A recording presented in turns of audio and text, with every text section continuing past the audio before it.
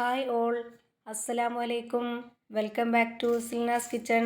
ഇന്നത്തെ റെസിപ്പി ബാക്കി വന്ന ചപ്പാത്തി കൊണ്ട് നല്ല കിഡിലൻ ടേസ്റ്റി ആയിട്ടുള്ള ഒരു അടിപൊളി ഈവനിങ് സ്നാക്സിൻ്റെ റെസിപ്പിയാണ്. നല്ല ടേസ്റ്റാണ് ഇത് കഴിക്കാനായിട്ട്. തീർച്ചയായിട്ടും നിങ്ങൾക്ക് എല്ലാവർക്കും ഇഷ്ടമാവും. ഇതിൻ്റെ പുറമേ നല്ല ക്രിസ്പിയും അകം നല്ല സോഫ്റ്റ് ആയിട്ടിരിക്കുന്ന ഒരു അടിപൊളി പലഹാരമാണ്. അപ്പോൾ ഇതെങ്ങനെയാണ് തയ്യാറാക്കിയെന്ന് അറിയാനായിട്ട് വീഡിയോ ഫുള്ളായിട്ടൊന്ന് കണ്ടു നോക്കണേ. റെസിപ്പിയിലോട്ട് കടക്കുന്നതിന് മുമ്പായി സിൽനാസ് കിച്ചൺ ചാനൽ ആദ്യമായിട്ട് കാണുന്നവരാണെങ്കിൽ പ്ലീസ് ഒന്ന് സബ്സ്ക്രൈബ് ചെയ്തേക്കണേ. ഒപ്പം തന്നെ ഈ വീഡിയോസ് ലൈക്ക് ചെയ്യാനും ഷെയർ ചെയ്യാനും മറക്കരുതേ. അപ്പോൾ ഇതെങ്ങനെയാണ് തയ്യാറാക്കുന്നതെന്ന് നോക്കാം. അപ്പോൾ അതിനായിട്ട് ഞാനിവിടെ 2 ഉരുളക്കിഴങ്ങ് കുക്കറിലിട്ട് വേവിച്ചെടുത്തതിന് ശേഷം അതിൻ്റെ തൊലിയൊക്കെ കളഞ്ഞിട്ട് നല്ല പോലെ ഉടച്ചെടുത്തിട്ടുള്ളതാണിത്. അപ്പോൾ എത്രത്തോളം ഉടച്ചെടുക്കുന്നോ അത്രയും നന്നായിട്ട് ഉടച്ചെടുത്താൽ നന്നായിരിക്കും. ഇനി ഇതുപോലെ ഒരു സബോള പൊടിയായിട്ട് കട്ട് ചെയ്തിട്ടുള്ളത് ഇതിലേക്ക് ഇട്ട് കൊടുക്കുന്നുണ്ട്. ഇതിലേക്ക് ഞാൻ എല്ലാം പൊടിയായിട്ട് അരിഞ്ഞിട്ടാണ് ഇട്ട് കൊടുക്കുന്നത്. അങ്ങനെ ഇട്ട് കൊടുക്കുമ്പോഴാണ് ഇതിൽ കടിക്കാനൊക്കെ കിട്ടുമ്പോൾ ഒരു പ്രത്യേക ടേസ്റ്റാണ്. അതിന് വേണ്ടിയിട്ടാണ് ഈ ഒരു രീതിയിൽ ഇട്ട് കൊടുക്കുന്നത്. ഇനി ഇതിലേക്ക് എരിവിന് വേണ്ടിയിട്ട് ഞാൻ ചേർത്ത് കൊടുക്കുന്നത് പച്ചമുളകും ഉണക്കമുളകുമാണ്. അപ്പോൾ ഒരു 2 പച്ചമുളകും 3 ഉണക്കമുളകും ഇതുപോലെ പൊടിയായിട്ട് കട്ട് ചെയ്തിട്ട് ഇതിലേക്ക് ഇട്ട് കൊടുത്തിട്ടുണ്ട്. പിന്നെ ഇതിലേക്ക് ചെറിയ കഷ്ണം ഇഞ്ചിയും ഒരു 4 അല്ലി വെളുത്തുള്ളിയും ഇതേപോലെ പൊടിയായിട്ട് കട്ട് ചെയ്തിട്ട് ഇതിലേക്ക് ഇട്ട് കൊടുത്തിട്ടുണ്ട്. പിന്നെ കുരുമുളക് ചതച്ചതാണ് ഇതിലേക്ക് ഇട്ട് കൊടുത്തിട്ടുള്ളത്. 1 സ്പൂൺ അളവിൽ ഇട്ട് കൊടുത്തിട്ടുണ്ട്. എരിവൊക്കെ ഓരോരുത്തരുടെ ഇഷ്ടത്തിനനുസരിച്ച് ചേർത്ത് കൊടുക്കാവുന്നതാണ്. പിന്നെ പൊടികളായിട്ട് ഇനി ഇതിലേക്ക് ഇട്ട് കൊടുക്കുന്നത് ഒരു നുള്ള് ഗരം മസാലപ്പൊടി, ഒരു നുള്ള് പെരിഞ്ജീരകപ്പൊടി, പിന്നെ ഒരു നുള്ള് മഞ്ഞൾപ്പൊടി, പിന്നെ ആവശ്യത്തിനുള്ള ഉപ്പ്.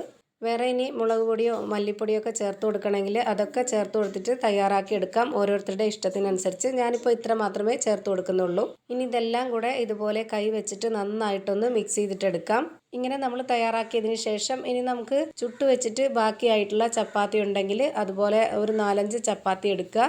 അതല്ലാന്നുണ്ടെങ്കിൽ നമ്മൾ സാധാരണ ചപ്പാത്തിക്ക് വേണ്ടി മാവ് പരത്തിയെടുക്കത്തില്ലേ, അതുപോലെ പരത്തിയെടുത്തതിന് ശേഷം ഒരു 4 എണ്ണം അല്ലെങ്കിൽ 5 എണ്ണം ഒക്കെ എടുക്കുക. നിങ്ങൾക്ക് എത്രയാണോ പലഹാരം ആവശ്യമായിട്ടുള്ളത് അതിനനുസരിച്ച് എടുക്കുക. ഞാനിപ്പോൾ ഇവിടെ എടുത്തിട്ടുള്ളത് കടയിൽ നിന്ന് മേടിച്ചിട്ടുള്ള ചപ്പാത്തിയാണ്, പാക്കറ്റായിട്ട് കിട്ടുന്നത്. 4 എണ്ണം എടുത്തിട്ടുണ്ട്. ഇത് ചുട്ടതല്ല, പച്ചയാണ്. നമ്മൾ ചുട്ടിട്ട് ബാക്കി വന്ന ചപ്പാത്തി ഉണ്ടെങ്കിൽ അതിൽ ചെയ്താലും കുഴപ്പമില്ല. ഇതുപോലെ ചുടാത്ത പച്ച മാവിലുണ്ടെങ്കിൽ അങ്ങനെയും ചെയ്തെടുക്കാം, രണ്ടും കുഴപ്പമില്ല. ഇനിയിപ്പോൾ ആ ഒരു 4 എണ്ണത്തിൽ നിന്ന് ഒരു ചപ്പാത്തി എടുത്തിട്ട് അതിലേക്ക് ഞാൻ നേരത്തെ റെഡിയാക്കി വെച്ചിട്ടുള്ള ആ ഒരു കൂട്ട് കുറച്ച് വെച്ച് കൊടുക്കുന്നുണ്ട്.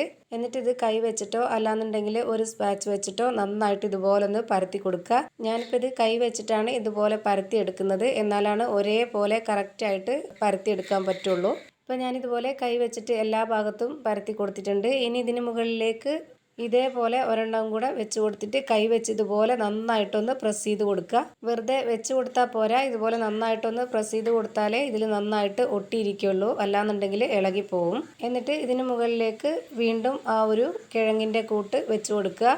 നേരത്തെ പോലെ തന്നെ കൈവച്ചിട്ട് നന്നായിട്ട് പരത്തിയെടുത്തതിന് ശേഷം അതിന് മുകളിലേക്ക് വീണ്ടും ഒരു ഷീറ്റ് കൂടി വെച്ച് കൊടുക്കുക. എന്നിട്ട് വീണ്ടും കൈകൊണ്ട് നല്ല പോലെ ഒന്ന് പ്രസ് ചെയ്ത് കൊടുത്തതിന് ശേഷം അതിന് മുകളിലേക്ക് വീണ്ടും ആ ഒരു കിഴങ്ങിൻ്റെ മിക്സ് വെച്ച് കൊടുക്കുക. അങ്ങനെ ഞാനിപ്പോൾ 3ാമത്തെ ഷീറ്റിൻ്റെ മുകളിലാണ് ഇതുപോലെ പരത്തി വെച്ച് കൊടുത്തിട്ടുള്ളത് ഈ ഒരു കൂട്ട്. ഇനി ലാസ്റ്റായിട്ട് 4ാമത്തെ ഷീറ്റ് കൂടി വെച്ച് കൊടുക്കുന്നുണ്ട്. എന്നിട്ട് ഇതുപോലെ കൈകൊണ്ട് വീണ്ടും നന്നായിട്ടൊന്ന് പ്രസ് ചെയ്ത് കൊടുത്തതിന് ശേഷം ഇതുപോലെ നമുക്കൊന്ന് റോൾ ചെയ്തിട്ടെടുക്കാം. ഇങ്ങനെ റോൾ ചെയ്ത് കൊടുത്തതിന് ശേഷം ഒന്ന് നന്നായിട്ടൊന്ന് ഒതുക്കി കൊടുക്കണം. എന്നിട്ട് ഇതിൻ്റെ 2 അറ്റവും ഒന്ന് കട്ട് ചെയ്ത് മാറ്റുന്നുണ്ട്. കട്ട് ചെയ്ത് മാറ്റുന്നതെന്ന് പറയുമ്പോൾ ഇത് കളയത്തൊന്നുമില്ല, ഇത് നമ്മൾ ഫ്രൈ ചെയ്ത് എടുക്കുന്നതാണ്. ഇതൊരു ഷേപ്പും ആകൃതിയൊന്നും ഇല്ലാത്തതായതുകൊണ്ട് ഇത് വീഡിയോയിൽ കാണിക്കുന്നില്ല എന്ന് മാത്രമേ ഉള്ളൂ. എന്നിട്ട് ഇത് ഈ ഒരു വലിപ്പത്തിൽ ഞാനിപ്പോൾ ഇതെല്ലാം കട്ട് ചെയ്തിട്ട് എടുക്കുന്നുണ്ട്. ഇതിന് വേണമെന്നുണ്ടെങ്കിൽ നമുക്ക് റൗണ്ട് ഷേപ്പിൽ വേണമെങ്കിലും ആക്കാം, കൈകൊണ്ട് നന്നായിട്ടൊന്ന് ഒതുക്കി കൊടുത്താൽ മതി. ഞാനിപ്പോൾ ഈ ഒരു ഷേപ്പിൽ തന്നെയാണ് വെച്ചിരിക്കുന്നത്. ചെറുതായിട്ട് ഇതുപോലെ ഒന്ന് കറക്റ്റ് ലെവലാക്കി കൊടുത്തതേ ഉള്ളൂ. ഇപ്പോൾ കാണാൻ തന്നെ നല്ല ഭംഗിയുണ്ട്. ഒരു റസ്കിൻ്റെ ഒക്കെ ആ ഒരു ഷേപ്പിലാണ് ഇത് എടുത്തിട്ടുള്ളത്. ഇപ്പോൾ എല്ലാം ഞാൻ ഈ ഒരു ഷേപ്പിൽ റെഡിയാക്കി എടുത്തിട്ടുണ്ട്. ഇനി നമുക്കിതെല്ലാം ഒന്ന് ഫ്രൈ ചെയ്തിട്ടെടുക്കണം. അപ്പോൾ അതിന് മുമ്പായിട്ട് ഒരു കൂട്ട് തയ്യാറാക്കണം. അപ്പോൾ അതിന് വേണ്ടിയിട്ട് ഞാനിവിടെ ഒരു ബൗളിലേക്ക് 60 ml കപ്പിൻ്റെ അളവിൽ വറുത്ത അരിപ്പൊടിയാണ് ഇട്ട് കൊടുക്കുന്നത്. എന്നിട്ട് അതേ കപ്പ് അളവിൽ തന്നെ 1 കപ്പ് വെള്ളവും ഒഴിച്ചു കൊടുത്തിട്ട് പിന്നെ 1 സ്പൂൺ അളവിലുള്ള വെള്ളവും കൂടെ ഒഴിച്ചു കൊടുക്കുക. വറുത്ത അരിപ്പൊടി തന്നെ എടുക്കാൻ വേണ്ടി നോക്കുക, എന്നാലാണ് നല്ല ക്രിസ്പി ആയിട്ട് കിട്ടുള്ളൂ. ഞാനിപ്പോൾ ഇതൊരു സ്പൂൺ വെച്ചിട്ട് ഇതുപോലെ നന്നായിട്ട് ഇളക്കി കൊടുത്തിട്ടുണ്ട്. ഇനി നമ്മൾ കട്ട് ചെയ്ത് മാറ്റിയിട്ടുള്ളതിൽ നിന്നും ഒരെണ്ണം ഇതിലേക്ക് ഇട്ട് കൊടുക്കുക. ലെയറൊന്നും പൊട്ടിപ്പോവാത്ത രീതിയിൽ നന്നായിട്ട് ഇതുപോലെ ഒരു ഭാഗം വെച്ച് കൊടുത്തിട്ട് അതിന് മുകളിലേക്ക് ഇങ്ങനെ ഒഴിച്ചു കൊടുത്താൽ മതി.